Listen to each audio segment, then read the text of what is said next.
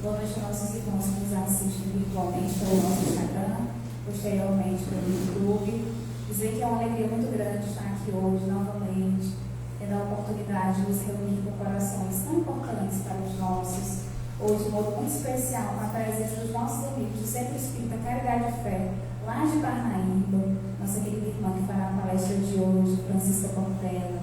Ali atrás nós temos a Valdene e o Denis, até combinam. E hoje nós vamos apresentar os avisos. Pedir que quem estiver com o celular coloque no modo silencioso, para evitarmos distrações.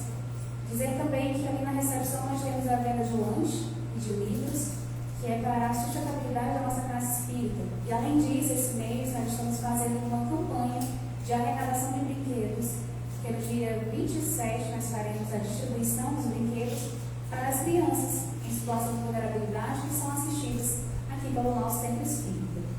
Também recebemos doações voluntárias para a sustentação dessas atividades da casa espírita.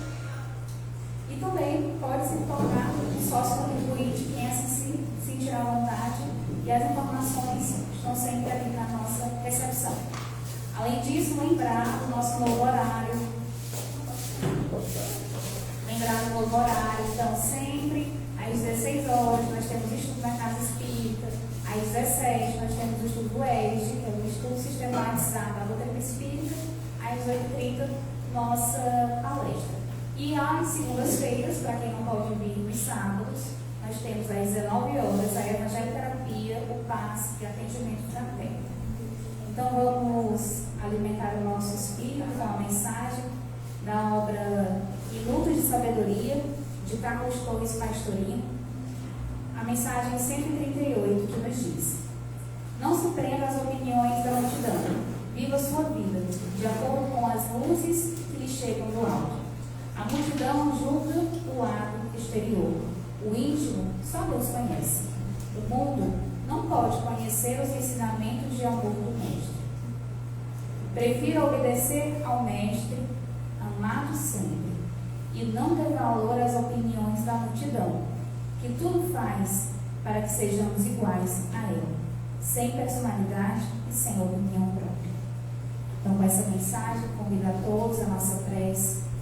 Vamos, quem se sentir à vontade, fechar os olhos, mentalizar nesse momento o rosto sereno do nosso Mestre Jesus e agradecer, Mestre amado e querido, pela oportunidade bendita que nos concede de estarmos aqui hoje, tendo a capacidade de compreender mais a respeito do teu Evangelho de amor e de luz.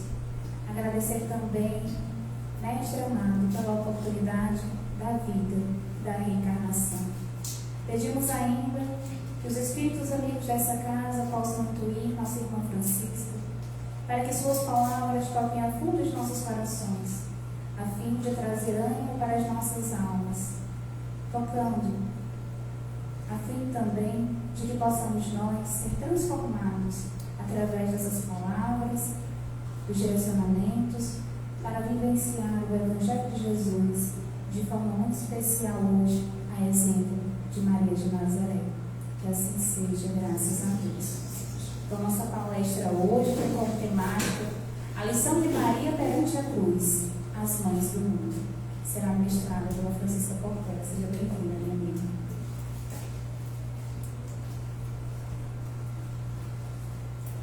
Boa noite a todos.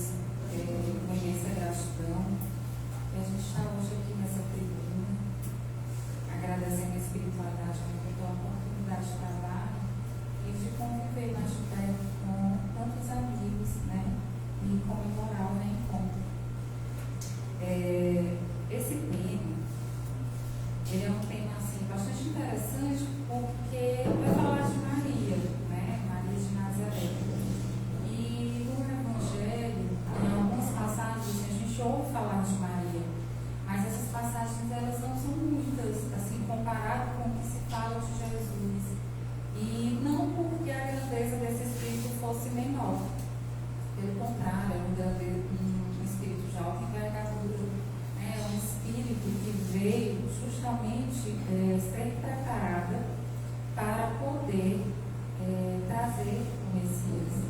Messias que já era um ser perfeito e que precisava de condições, né, políticas, precisava de condições todas especiais para que ele pudesse vir até nós.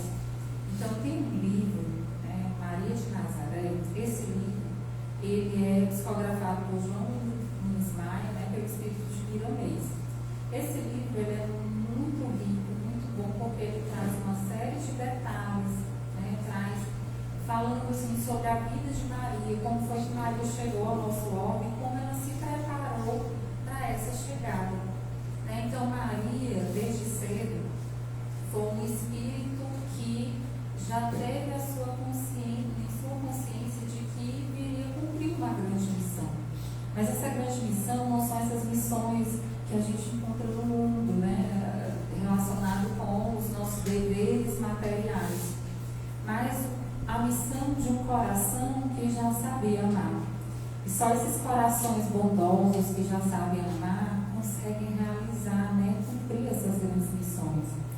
Mas um detalhe importante que a gente tem que entender é que, mesmo esses espíritos grandiosos que já conseguiram uma elevação moral muito grande, quando reencarnam, começa aqui também a ter as influências e as convivências do mundo em que está.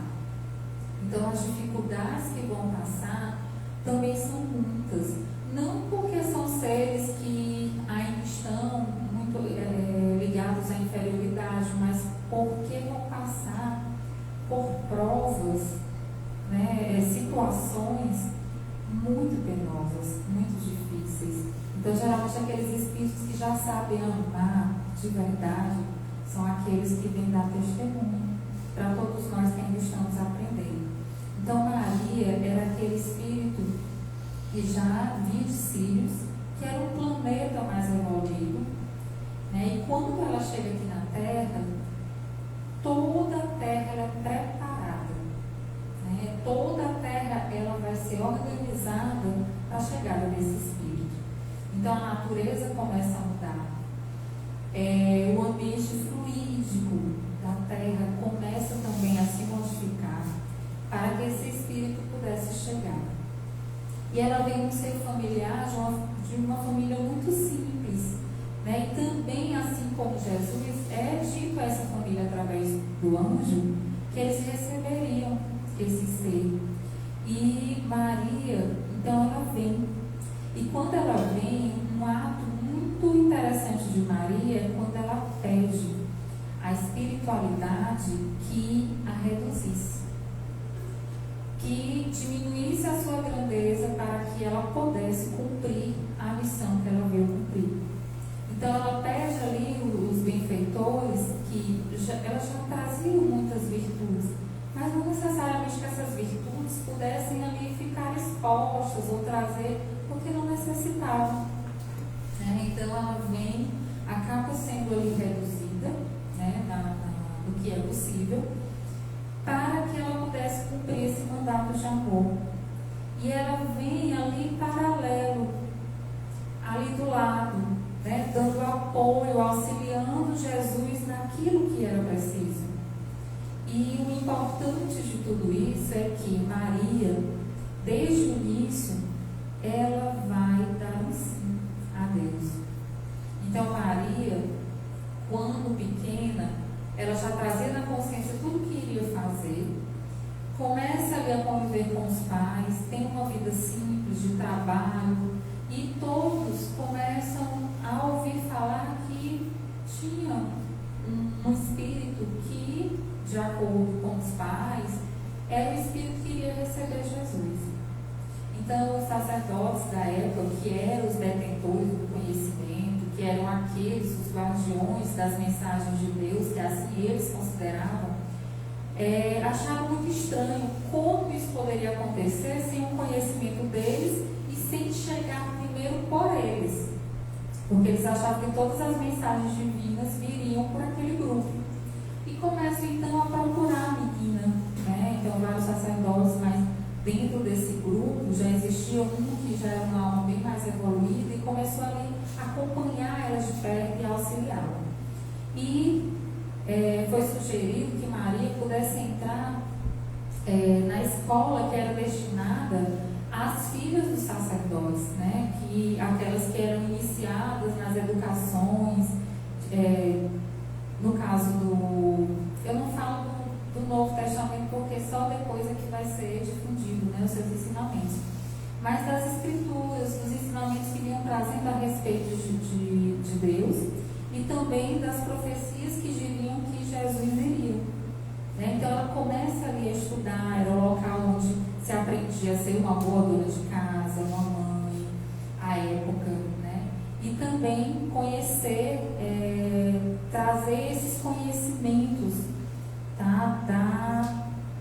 da religião da época, que nem todos tinham esse conhecimento. Só que Maria, com um espírito já evoluído, ela pequena, desde pequena, todos que perguntavam a ela o que ela veio fazer, o que iria acontecer, ela sem meias palavras, ela já relatava tudo. Tudo ela falava, tudo ela dizia. Falava da chegada do Messias, que na verdade era uma ação da misericórdia divina, que estava atuando para trazer as verdades para todos nós, e que a partir dali iria haver a transformação da humanidade. E muitos não entendiam. E Maria vai para essa escola, e lá começa a conviver com as outras moças da época.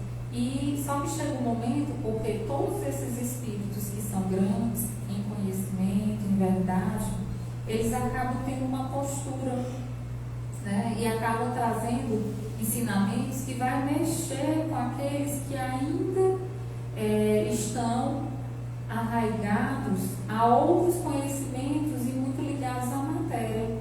E aí ela começa a gerar, de certa forma, desconforto, né, entre muitos, e começa a ser perseguida. Só que em um determinado momento ela sai da escola e passa a conviver com seus pais.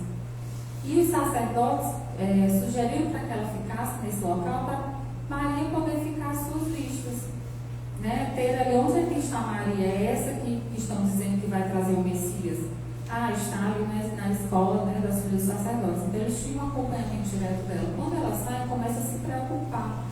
E agora? Como a gente vai poder observá-la? Então começa ali a ter, assim, sugerir a família, dizendo que ela já estava na idade de casar, procuraram alguns pretendentes para que ela pudesse casar. Por quê? Porque, de acordo com a profecia, uma virgem, né, traria Jesus, né, à terra. E se ela casasse, ela não seria mais virgem. Então eles começaram a confabular, e aí é onde surge José, né? Então José chega a conhecer Maria, só que para a surpresa de muitos, essa relação não chegou a se realizar de fato, né? Mas para os sacerdotes ali era um indício de que ela não seria escolhida. Então olha só como nós encarnados acabamos querendo controlar, né, as decisões divinas através dos nossos desígnios, dos nossos pensamentos, e articulando algumas ações que são meramente materiais, né? Porque tudo que está por acontecer, vai acontecer se for da ação divina.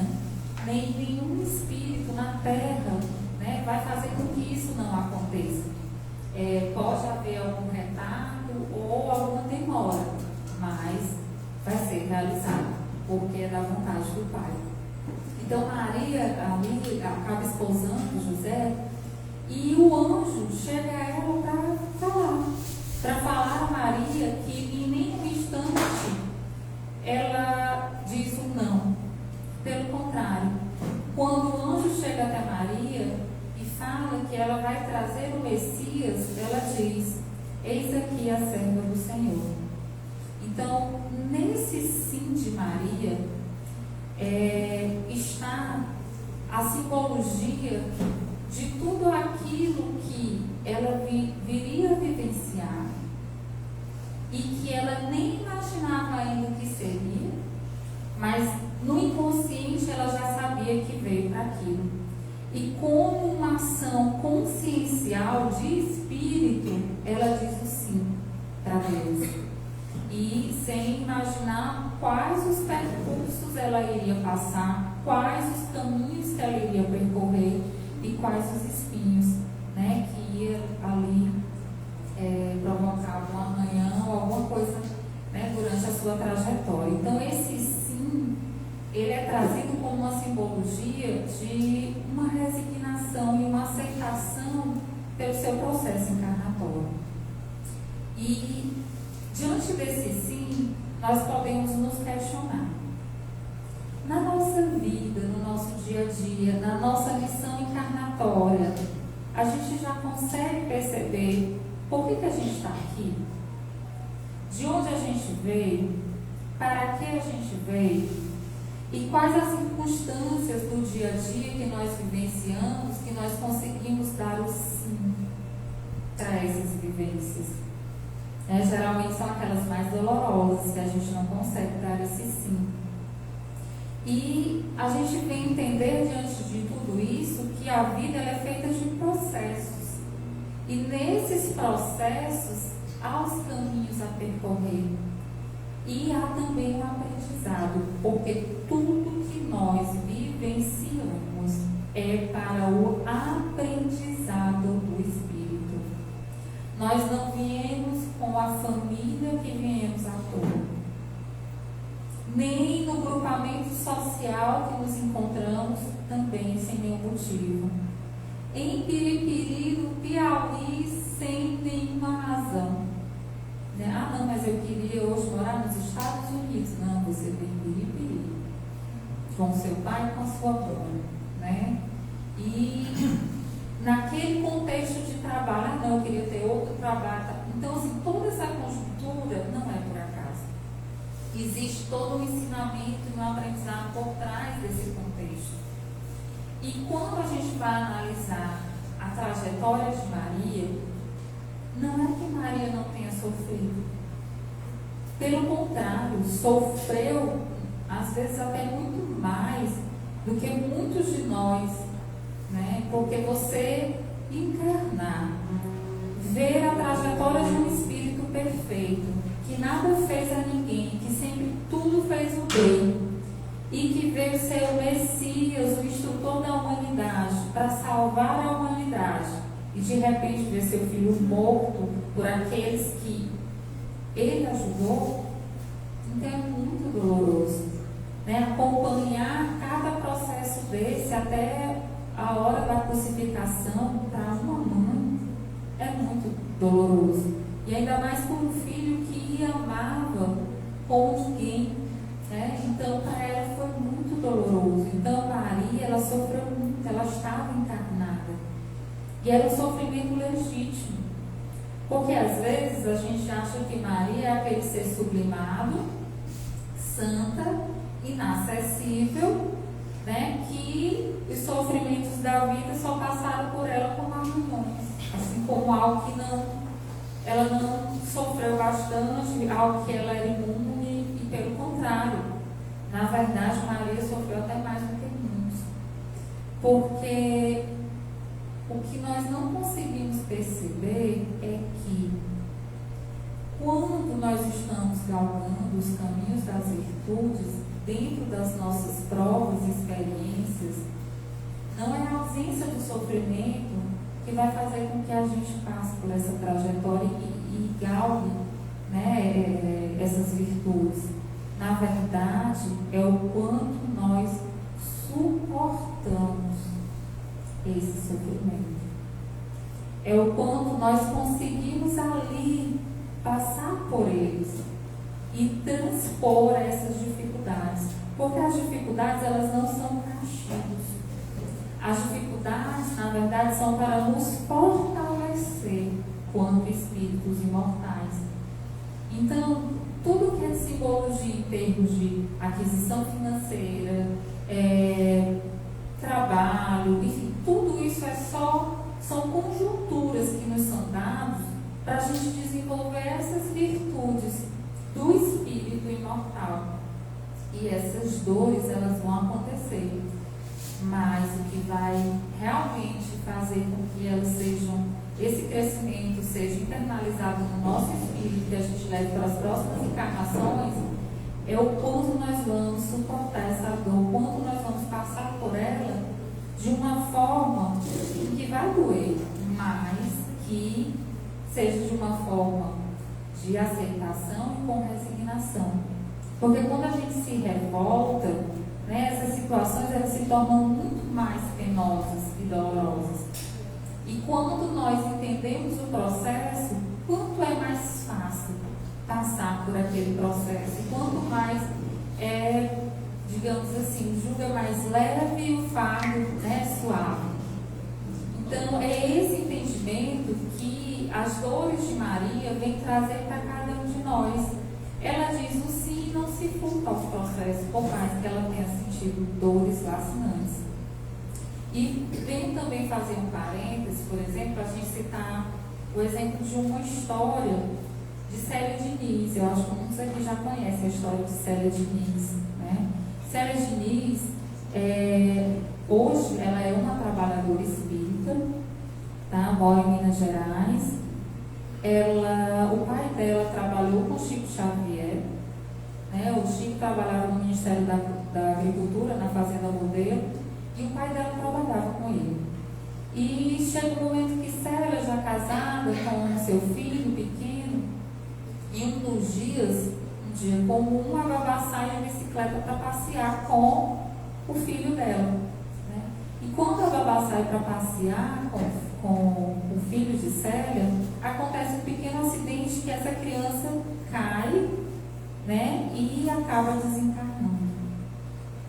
Olha só a dor dessa babá e a dor dessa mãe. A mãe ali fica em desespero, Célia fica em desespero, mas com o tempo, Célia vai até Chico, resolve ir até Chico Xavier para poder conversar com ele. E quando ela chega, né, a conversar com Chico, a primeira coisa que Chico pergunta a ela: Célia, minha filha, você já perdoou a babá? E ela diz: sim, Chico, já perdoei.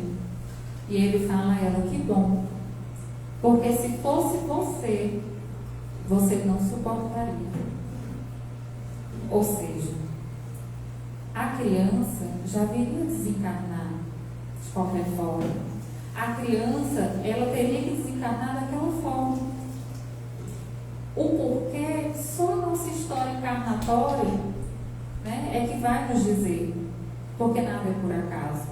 E Célia não sabia disso até então.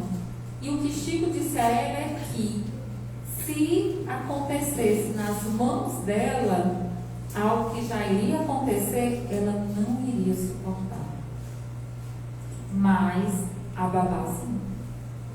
Então, que aparentemente seria algo, né, que a gente poderia julgar achando que a babá foi culpada, algo do tipo, na verdade, no plano espiritual, com as verdades espirituais, vem nos mostrar que tudo tem um desígnio divino.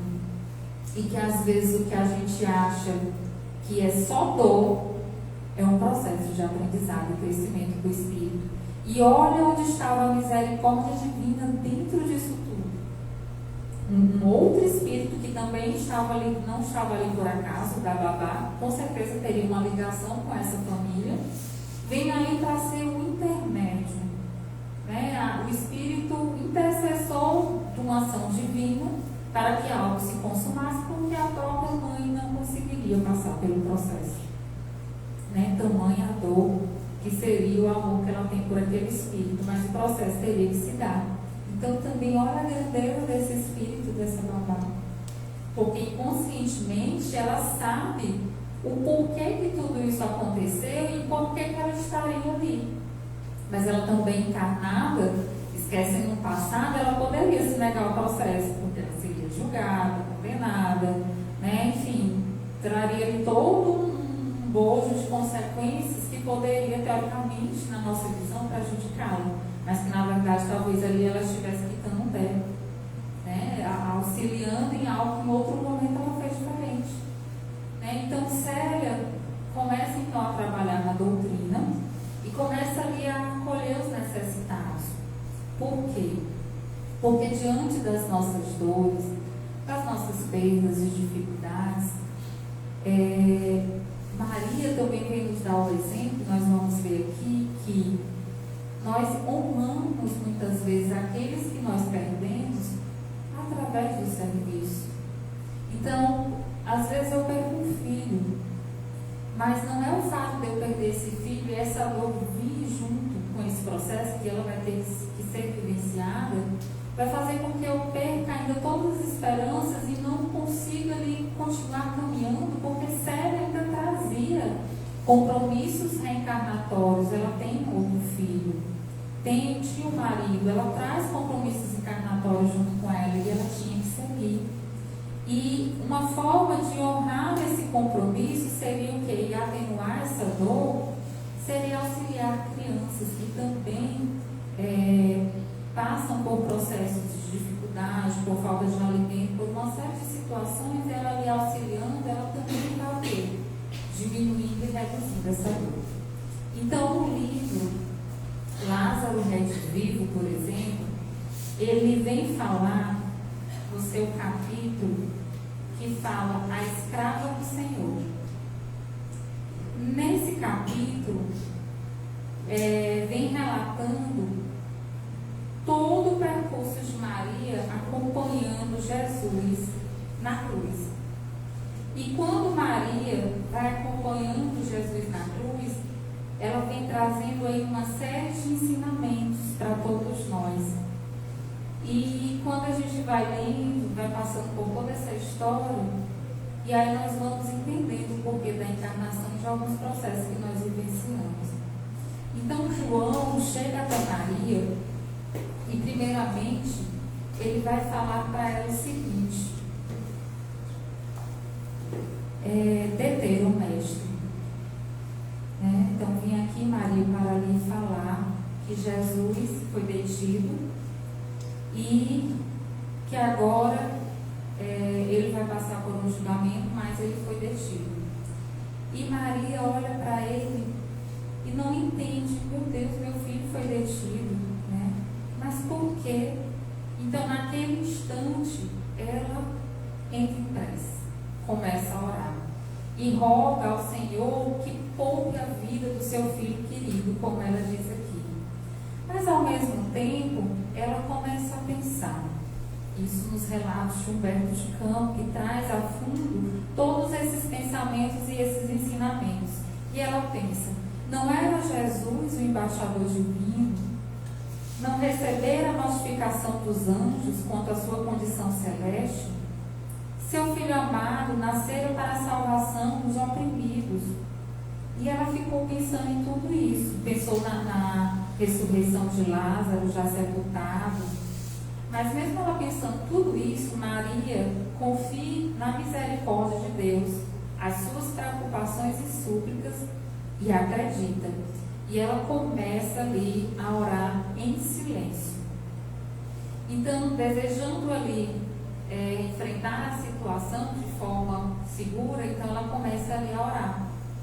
Pensa nisso tudo, mas lembra que Deus é misericordioso e ainda tem esperança. E começa a orar, a entrar em preces. Porque as mães, o amor divino, muitos autores falam que bem Humberto de Campos, mesmo no capítulo intitulado Mãe, ele vem falar que bem-aventurados aqueles que já conseguem desenvolver o amor de mãe nos seus corações. Porque o amor de mãe é aquele amor que mais se aproxima do amor universal. Porque qual é o objetivo da nossa encarnação? É justamente desenvolver o amor em plenitude, o amor a tudo e a todos, de forma incondicional. E ele fala que o amor de mãe é o que mais se aproxima disso tudo. E mãe, como por exemplo Maria, ela tinha uma grandeza muito grande, até mesmo no silêncio.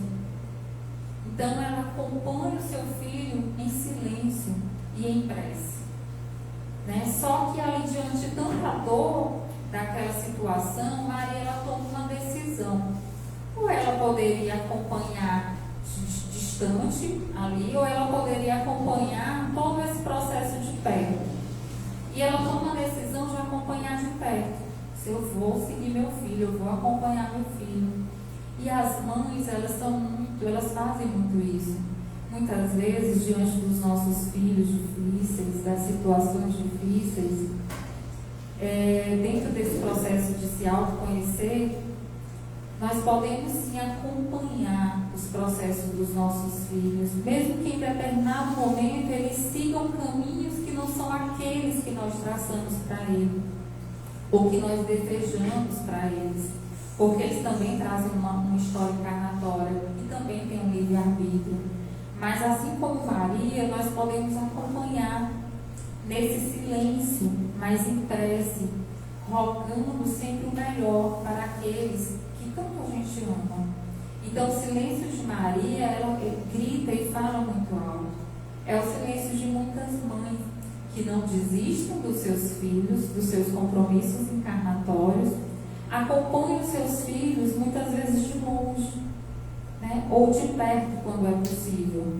E ali vai fazendo o que se pode fazer naquele instante, né? Sem deixando de amar e acolhendo quando há essa oportunidade de acolher, mostrando que se está ali disponível, que em alguns momentos eles vão estar distantes, às vezes por escolhas próprias, mas que em outros momentos, né, quando for permitido, né, ou por uma decisão do próprio filho, nós vamos estar ali próximo, perto, acolhendo, né, dando as orientações, fazendo o que é possível. E assim Maria faz também. Então, ela desejava, naquele momento, como ele fala, desejava enfrentar a situação desassombradamente, procurando as autoridades de Jerusalém. Porém, ela pensa, mas se eu procurar as autoridades, eles não vão me ouvir. Mas mesmo assim, ela para e confia na misericórdia divina. Então Maria manteve-se vigilante, se afasta da casa modesta e começa ali a acompanhar o processo, né, que Jesus estava passando. E João chega até Maria e fala: o mestre foi acusado pelos sacerdotes. Primeiro ele foi recluso e agora ele foi acusado pelos sacerdotes. Estava sozinho e Pilatos, o administrador romano, né, então, ali diante das suas exigências, faz com que Jesus seja acusado. Maria, ao saber disso, não pôde conter-se. E logo ali que ela soube, ela decidiu seguir ele de perto, lado a lado. Né? Qual seria o movimento de muitos de nós diante de sofrimentos tão grandes? Às vezes a gente não aguentaria, né? Ficaria de longe, só queria saber algo ali. Não, depois João vai me contar, né? E ali, mas tudo bem, naquilo que a gente já pode suportar as nossas dores. Mas Maria não, como aquele espírito que já era forte, aquele espírito que já tinha uma envergadura moral, resolve acompanhar Jesus de perto, mesmo sabendo que iria passar por dores lacinantes. Ela não se furta ao processo, ela vai. Mas ela não sofreu, ela não iria sofrer, pelo contrário, muito. Mas mesmo assim a gente vê um movimento dela aí. E logo em seguida, João chega até Maria, mas primeiro ela começa a pensar, entra em oração e fica pensando: meu Deus, mas Jesus não foi que libertou muitos? Não foi aquele, meu Deus, que tu enviaste, que seria justamente aquele que traria a paz ao mundo, a proteção dos céus onde está, né? E ele reverenciava a lei, nada fez de mal a ninguém. Por que isso agora? Ela chegou a pensar, mas não com um tom de revolta, mas de questionamento. E ela, acompanhando ali o Messias, ele olha para ela, sereno, e aquele olhar lhe induz ao silêncio e à prece. E ela, olhando para ele, começa ali a fazer a prece e começa a segui-lo em silêncio. E automaticamente ela para, confiante, acreditando na misericórdia divina, e ela confia no Pai, entrega e segue Jesus ali naquele sofrimento. E logo após, né, todo esse momento, após essa ansiedade, age. Então, João chega até Maria e fala que o mestre, ele foi condenado e que agora ele vai ser crucificado. E Maria continua ali, mas com seus questionamentos, sempre procurando, meu Deus, e agora? Pensou a mãe atormentada. Onde está o Eterno que não me ouve as orações? Onde permanecem os anjos que me falavam em luminosas promessas? E cai em copioso pranto. Viu seu filho vergado ao peso da cruz. Ela caminhava com dificuldade, o corpo tremendo, né? E obedecendo o instinto natural. Maria avançou para oferecer-lhe auxílio, mas os guardas, os soldados não deixaram. Angustiada, recordou da história de Abraão, em que ele dá seu filho como oferenda aos deuses, né, na época. Mas o seu filho no último momento é salvo, né, e ali não chega a ser consumado. E ela pensou que poderia acontecer a mesma coisa com dela, e ela se enche de esperança e continua acreditando e vai acompanhando o Messias, né, ali lado a lado. E ele falou a terrível angústia daquela hora, porque Deus não me ouviu, poderoso Pai, que fizeram para não lhe merecer a bênção? Dilacerada, ferida, ouvi a voz do filho recomendando aos cuidados de João. E nessa hora, Jesus olha para Maria, demonstrando que eu também me preocupo com você. Eu estou aqui, mas também, mãe, estou preocupada com você, eu amo você. E entrega Maria aos cuidados de João, né? Diz: João, eis a tua mãe. Mãe, eis o teu filho. E ali faz essa entrega. E Jesus continua, né? E Maria ali vai se angustiando cada vez mais, porque os indícios vão mostrando uma história que talvez não fosse irreversível, mas ela vai acreditando em cada instante, apesar dos seus questionamentos mais íntimos.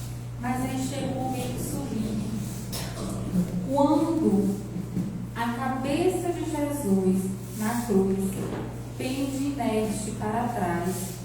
Maria recordou a vista do anjo antes do Natal divino. Então, quando Maria vê Jesus pendendo sua cabeça e vendo que o ato estava consumado, ela, ao invés de questionar mais uma vez e de se entregar ao desespero, automaticamente vem à sua mente a lembrança daquele Natal em que o anjo vem falar a ela sobre as profecias de que ela receberia um filho que seria a salvação do mundo. E em retrospecto maravilhoso, escutou-lhe a saudação celestial. Misteriosa força, assenhorava-se-lhe o Espírito. E ali, logo em seguida, ela fala assim: sim, Jesus era seu filho, todavia, antes de tudo, era um mensageiro de Deus. Ele era o seu filho amado, que ela amava muito, mas em primeiro lugar, ele era filho de Deus. E mesmo diante dos desejos humanos que ela trazia, o Supremo Senhor guardava eternos e insondáveis desígnios que sobrepunha-se a todos. O carinho maternal poderia sofrer, contudo a vontade celeste viria se cumprir. Poderia haver lágrimas em seus olhos, mas brilhariam festas de vitórias no reino de Deus. Suplicar aparentemente em vão, porquanto, certo, Todo-Poderoso atendera-lhe os poucos, não segundo seus anseios de mãe, e sim de acordo com seus planos divinos. Foi então que Maria compreendeu a perfeição, a misericórdia e a justiça da vontade do Pai. Ajoelhou-se aos pés da cruz e, contemplando o filho morto, repetiu as inesquecíveis afirmações: Senhor, eis aqui a tua serva. cumpra-se em mim, segundo a tua palavra. Então, nesse momento, Maria compreende que, encarnada, os seus desejos de mãe, os seus desejos humanos eram muito grandes. Porque qual é a mãe que não gostaria de ver o filho do seu lado, bem, com saúde, aquele filho cumprindo ali o que eu planejei, o que eu organizei, mas que são desígnios humanos. Mas ela, resignada, no último instante, ela entende. Ela já entendia, e ali ela só lembra, no seu íntimo, que a misericórdia de Deus ela é muito maior do que tudo aquilo que a gente possa imaginar, e que mesmo diante de tantas dores, a misericórdia divina existe e está atuando e auxilia cada um de nós. O Messias já sabia que iria ser assim, porque quando ele vem pregar a paz, a união, a concórdia e a fraternidade, nós ainda não entendíamos o que era isso. E tudo aquilo que nós não entendemos, às vezes nós confrontamos. E tudo aquilo que nós não entendemos, às vezes, nós geramos guerras internas, guerras externas. E ali dentro daquele processo de incompreensão, Deus já sabia que isso iria acontecer, porque Ele mandou justamente uma pessoa perfeita, que só amou, que só mostrou os desígnios da lei divina, mas que nós ainda não estávamos preparados para entender nem para cumprir.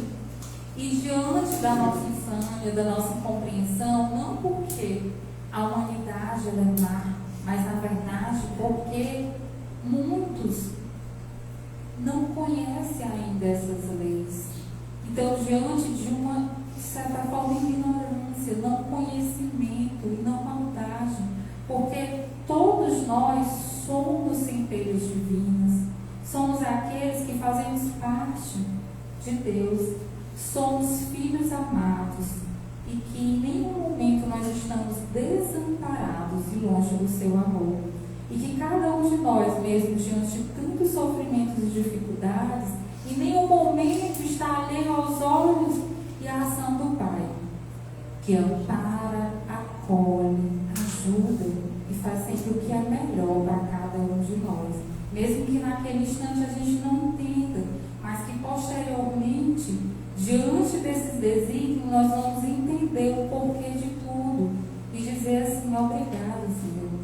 Obrigada por tudo que Tu nos dá, por tudo que Tu nos concede. Obrigada, Senhor, pela vida. Obrigada, Senhor, pela reencarnação. Obrigada, Senhor, pelo recomeço. Obrigada, Senhor, pela oportunidade. Por cada oportunidade que Tu nos dá de crescimento pelo Teu amor. Assim como hoje, Célia Diniz agradece a Deus por tudo que lhe foi concedido, os momentos que viveu com seu filho, e também pelos resgates que esse filho com certeza realizou nessa encarnação, porque ninguém sabe até quando estava previsto para esse filho estar encarnado, e diante da misericórdia divina ele cumpriu ali os desígnios, e ali vai se atenuado várias encarnações em que a gente vai trazendo marcas não boas e que agora a gente vai se limpando, se aperfeiçoando, se modificando. Então, esses ensinamentos que são trazidos por Humberto de Campos através dos momentos que Maria passa, em cada instante, vem nos trazer bom ânimo, vem nos trazer a alegria de passar pelos nossos processos mesmo diante das dificuldades. E Maria, quando ela vê Jesus na cruz, ela passa a morar com João, ela vai para Éfeso, né? Vai para outros locais, mas posteriormente ela vai para Éfeso.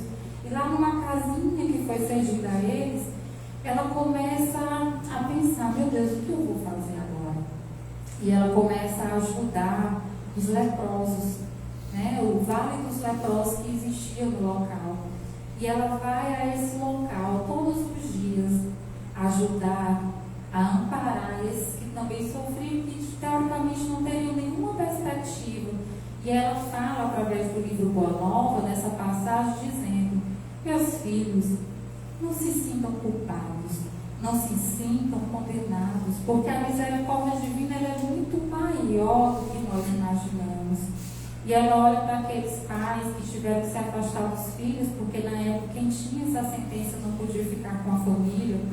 Ela olha para os filhos que foram separados dos pais, né? Então, aqueles que ficavam pensando, meu Deus, como minha família vai sobreviver, como fazer? Então, era muito sofrimento. E ela vai consolar e fala, não se sintam culpados.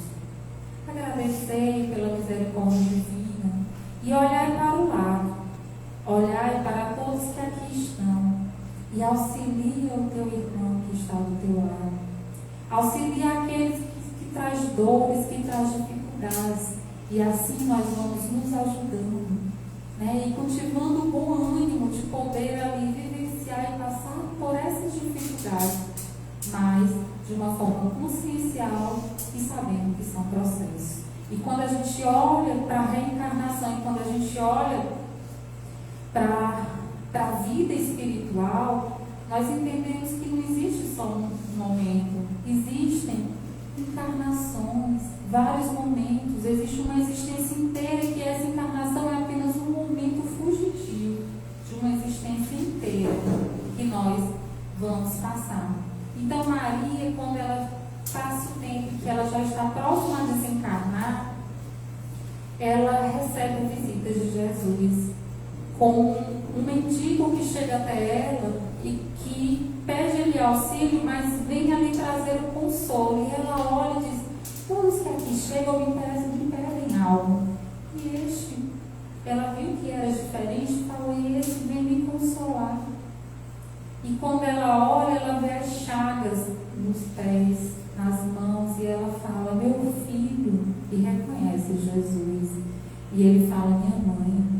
E a partir daí, ele explica a ela que é chegado o momento em que ele veio recebê-la e que ela seria o anjo responsável por acolher a todos os sofredores na casa do Pai.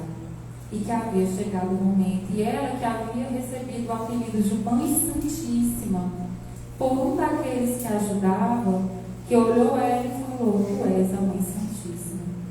E ela ali começa a, junto com aquela plena de espíritos que veio recebê-la para levá-la para o mundo espiritual, vem ali numa trajetória, e quando ela vai ascendendo, ela para, olha e pede para visitar todos os sofredores da terra. Vai a cada um e visita a cada um deles e pensa, meu Deus, o que eu posso fazer e deixar para todos esses sofredores que aí ficam, Senhor? E mesmo assim, diante de toda aquela situação, ela olha para um local onde existem vários cristãos que foram presos e que vão ser mortos, né? Ali naquele contexto, e ela pede para ir até lá.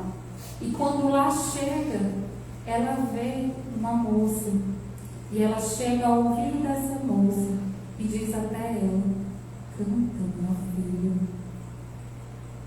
tem de bom ânimo e enfrentai as dificuldades do mundo. E Maria fala para aquela moça, representando todos os cristãos que estavam presos naquele instante, para cantar.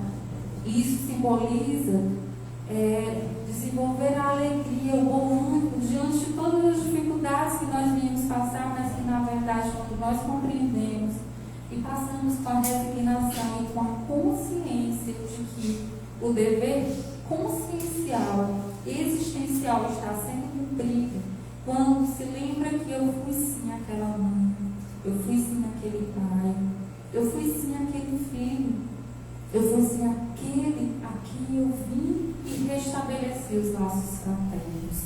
E quando você vai lembrando desse dever consciencial, mesmo diante daquele sofrimento, vem o bom ânimo.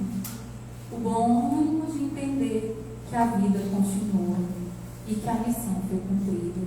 E Maria fala para aquela pessoa, canta, meu filho, E para representar o canto de Maria, nós fazemos uma Ave Maria em ação a esse Espírito tão grandioso que nos pede todos os dias e a todos os instantes.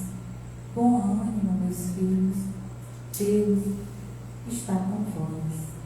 Ave Maria, cheia de graças, o Senhor é convosco. Bendita sois vós entre as mulheres, bendito é o fruto do vosso ventre, Jesus. Santa Maria, Mãe de Jesus, rogai por nós, pecadores, agora e na hora de nossa morte. Que assim seja.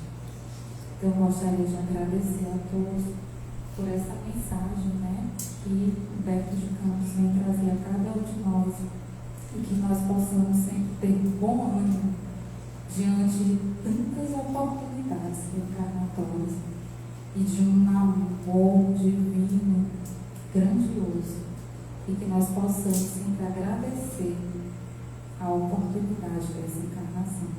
Que assim seja.